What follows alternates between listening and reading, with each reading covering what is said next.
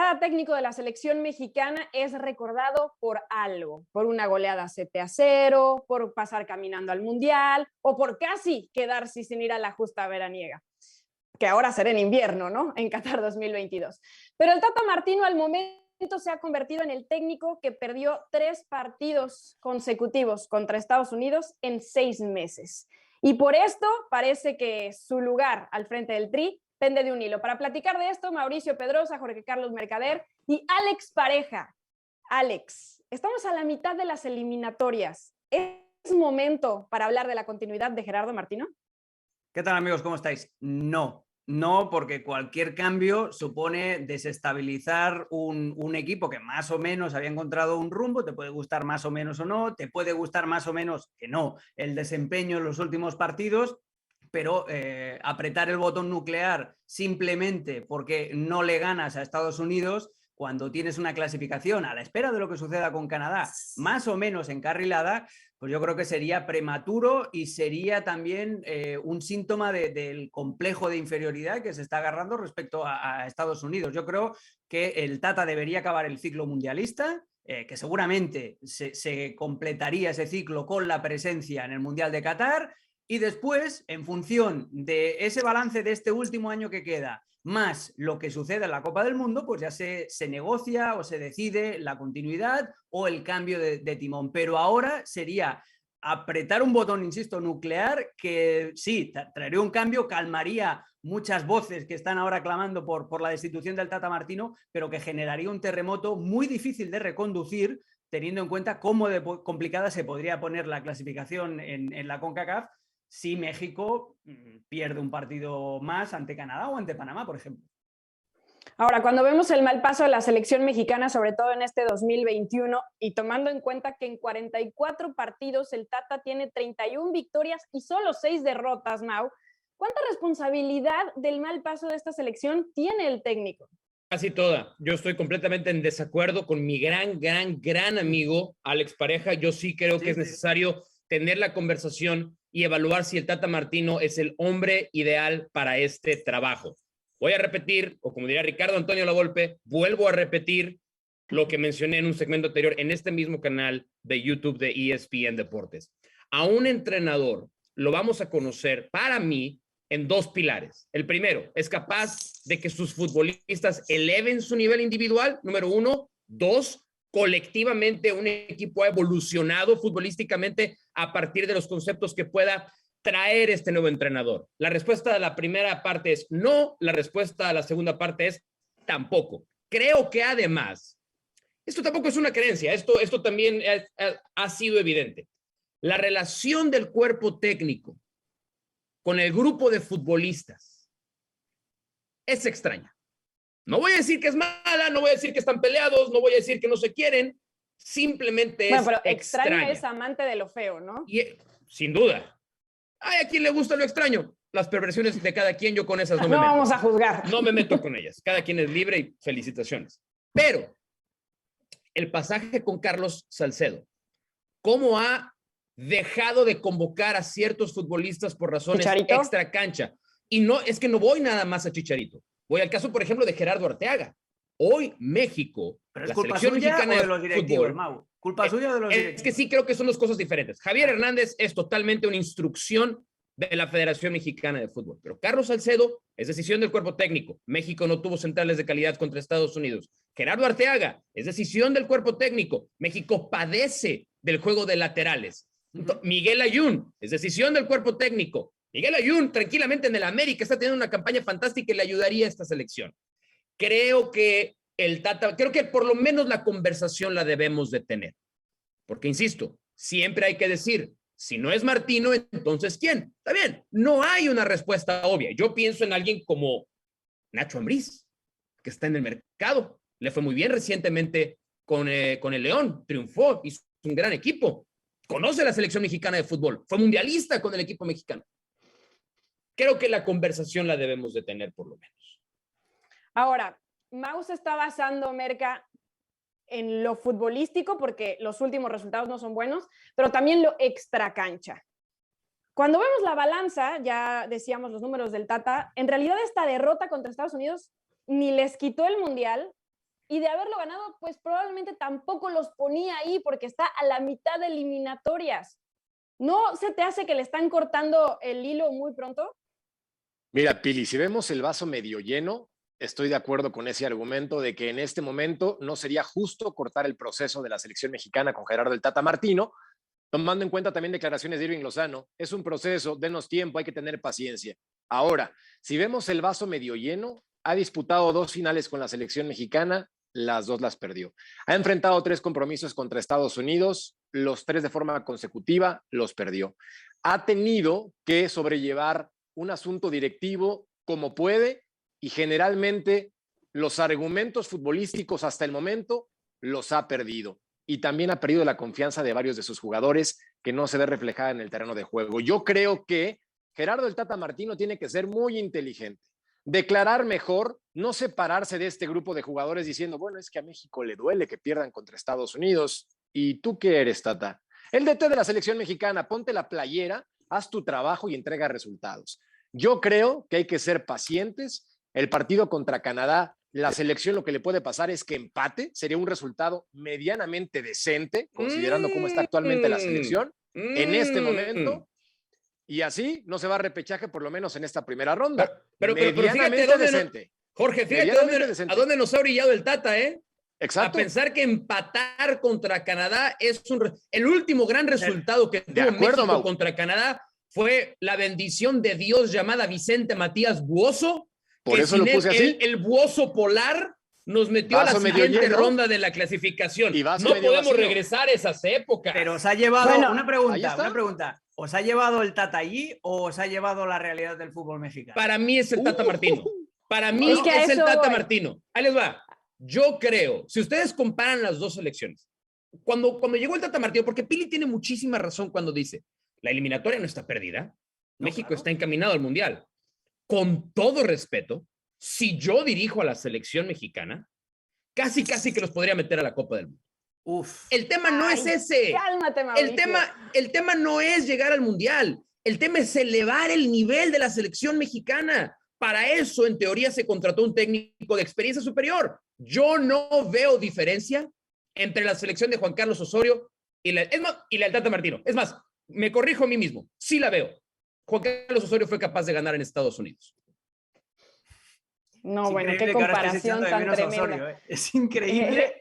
No, yo no. A ver, Alex, no, entramos al tema de los futbolistas, porque bien lo tocabas. El Tata recurrentemente dice la falta de intensidad. Mauricio dice que a lo mejor hay una desconexión con el cuerpo técnico y entonces eso se termina notando. Pero estos futbolistas, o sea, la columna vertebral juega en Europa, tiene la calidad, ya saben a lo que juegan porque el técnico siempre les pide lo mismo. Entonces, ese es el problema. No trabajar, y ahí sí que le doy la razón a Mauricio, no trabajar, aunque tú mantengas el sistema y el esquema y tu identidad, pero no trabajar cosas con balón en función del rival. Por ejemplo, el otro día contra Estados Unidos, México solo había trabajado una cosa, que era el apoyo del tercer hombre cuando Raúl Jiménez bajaba a recibir prácticamente en el círculo central para dejarla de cara, arrastrar al central, dejarla de cara y la diagonal del Chucky o del Tecatito. La oportunidad que tiene el Chucky Lozano a partir del minuto 20 y tanto, si no voy equivocado, que luego la volvieron a tener en la segunda parte, con una muy buena corrección defensiva de Estados Unidos. Ese era el único automatismo que había trabajado México para contrarrestar una presión alta de Estados Unidos. Más allá de eso, que notabas que eran ejercicios preestablecidos, no había nada, no había una respuesta. Y ese es el gran problema que tiene el Tata Martino, pero que lo ha tenido siempre. Lo tenía cuando estaba en el Barcelona y lo tenía cuando estaba en la selección argentina. Dispone un plan que en su cabeza es espectacular, pero luego cuando empieza el partido y cuando ya los muñequitos se mueven por su cuenta y el rival también juega,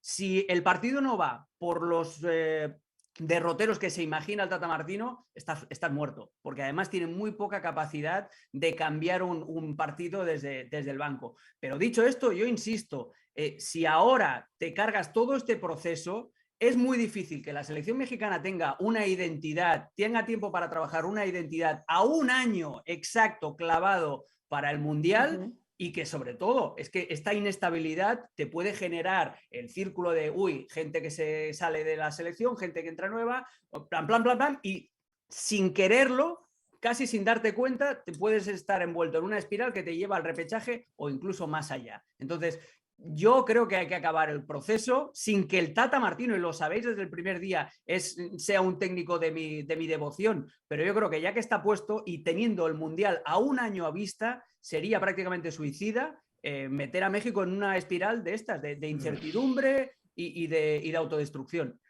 Ahora, si ya sabíamos cómo era el Tata, entonces ¿para qué lo invitan, Merca? Si amigos, ya eso es otra historia. Claro. Ya, ¿eh? Claro, si ya sabían los antecedentes que tenía, como los acaba de mencionar Alex, entonces, ¿en qué momento hoy nos sorprendemos de que esté pasando esto? Y le apuestan por su currículum, cuando ves que ha dirigido la selección de Argentina, cuando ves que ha estado en el Barcelona, evidentemente te llama la atención que un entrenador de estas características esté con el tricolor, pero también viendo los resultados con esos equipos en momentos importantes, tendríamos que medir de una forma distinta al Tata.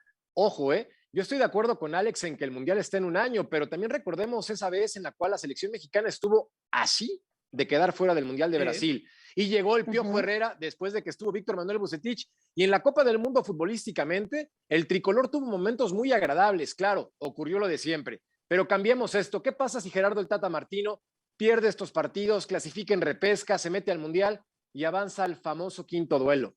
Habrá cumplido como el entrenador histórico de la selección mexicana, y acá como somos extremistas lo pondremos en una estatua elevada en el centro junto al Paseo de la Reforma y diremos que el Tata tiene que ser el presidente de la República Mexicana a pesar de que su nacionalidad se lo impida. O sea, así somos, nos encanta el extremo. Entonces, yo creo que el Tata requiere en este proceso salir medianamente bien librado. Por eso decía, el resultado del empate contra Canadá por estas circunstancias no sería tan malo, O sea, ¿nos acostumbraron a esto? Sí. Históricamente la selección mexicana ha clasificado siempre en primer lugar, al menos desde el 94 a la fecha. No. Entonces, también tomemos las cosas un poquito con más calma. ¿Ha habido mejoría futbolística? Realmente no.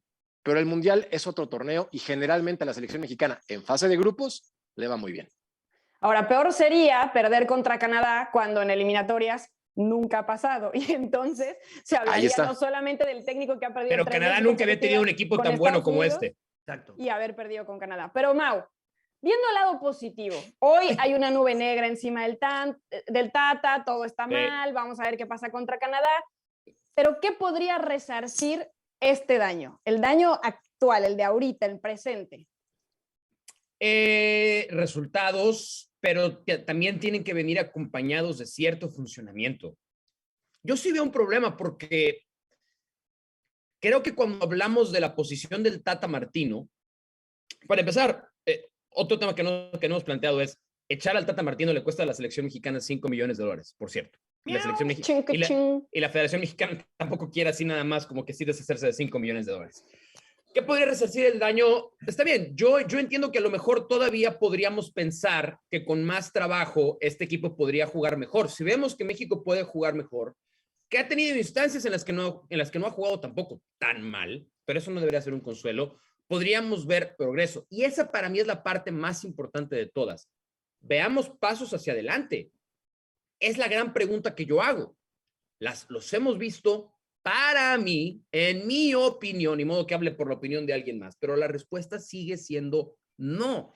Entonces, creo que el Tata Martino tiene una gran ventaja a su favor, que es, yo creo que tiene un buen grupo de futbolistas, tiene un grupo de futbolistas talentosos.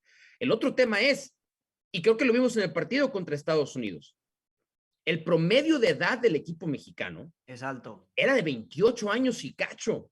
Los titulares de Estados Unidos estaban promediando apenas arriba de 23 años. Esa es otra labor también de un técnico de selección, tener listo el plan de sucesión.